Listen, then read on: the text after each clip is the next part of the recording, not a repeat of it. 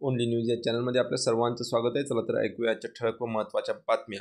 राज्यात नवं सरकार आल्यानंतर पहिल्या विशेष अधिवेशनाला सुरुवात झाली। महायुतीचे आमदार फेटे परिधान करून विधानसभेत पोहोचले। विधानसभेच्या अधिवेशनाला सुरुवात होण्याआधी मुख्यमंत्री देवेंद्र फडणवीस, उपमुख्यमंत्री एकनाथ शिंदे आणि उपमुख्यमंत्री अजित पवार यांच्यासह नवनिर्वाचित आमदारांनी छत्रपती शिवाजी महाराजांच्या पुतळ्याला पुष्पहार अर्पण करून अभिवादन केलं। चला तर बघूया पुढील बातमी। हंगामी अध्यक्षपदी भाजपच्या कालिदास कोळंबकर यांची निवड करण्यात आली आहे। विधानसभा अध्यक्षांची घोषणा 9 डिसेंबरला होणार आहे।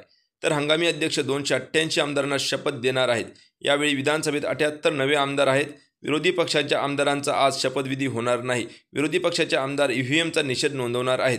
काँग्रेस प्रदेशाध्यक्ष नाना पटोले यांनी आज शपथ घेतली नाही। विरोधी पक्षाच्या आमदारांनी सभात्याग केला। चला तर बघूया पुढील बातमी। राज्य मंत्रिमंडळाच्या पहिल्या विस्तारात केवळ 18 जणांना संधी मिळणार असल्याचे खात्रीलायक वृत्त आहे। विधिमंडळाच्या हिवाळी अधिवेशनापूर्वी येत्या 13 अथवा 14 डिसेंबर रोजी हा विस्तार होण्याची शक्यता आहे।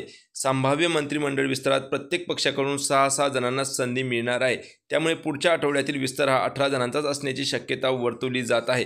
त्यानंतर दुसऱ्या टप्प्यातील विस्तारात उर्वरित नेत्यांचा विचार होऊ शकतो। दरम्यान भाजपकडून प्रदेशाध्यक्ष चंद्रशेखर बावनकुळे आणि पंकजा मुंडे यांना मंत्रिमंडळात घेतले जाणार असल्याची शक्यता आहे। 2 नवे चेहरे असण्याची शक्यता असून रितेश राणे यांचे नाव आघाडीवर आहे। अशाच प्रकारच्या नवनवीन व ताज्या बातम्या जाणून घेण्यासाठी कृपया चॅनलला लाईक व सबस्क्राईब करायला विसरू नका। धन्यवाद।